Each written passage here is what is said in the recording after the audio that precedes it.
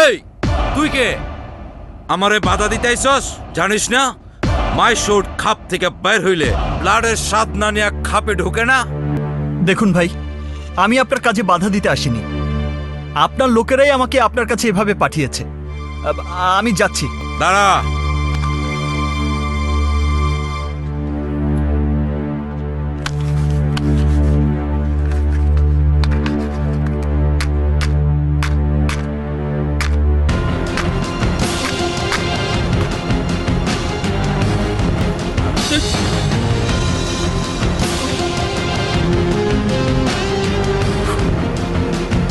দেখলেন তো শরীরের রক্তের তেজ কত।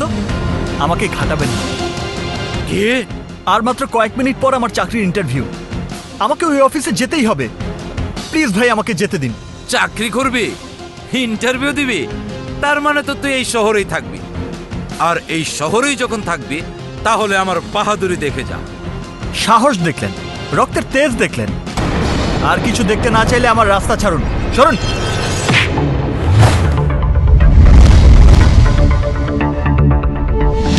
দেখ তুর্য, 12টার সময় তোর চাকরির ইন্টারভিউ।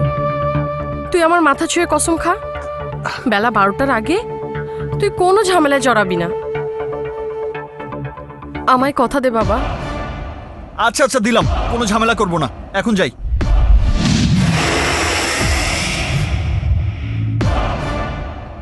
কি? তোর এত বড় সাহস, তুই আমার গায়ে হাত দিতে চাস? এই বানাও রে।